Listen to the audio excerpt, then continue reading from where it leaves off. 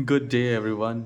Learn how to change the home screen and lock screen on any Android tablet. So, we have this tablet and we will change the home screen and the lock screen. So, here we need to press and hold, and the moment we press and hold, you will find wallpapers, icons, widgets, transition.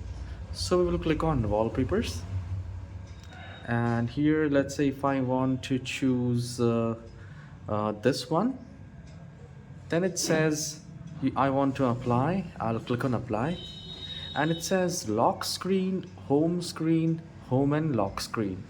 So I will select home and lock screen, and it is successfully set. So if I'll go back right here, you can see I have the lock screen. Now if I'll uncheck and if I turn on, I have the lock screen.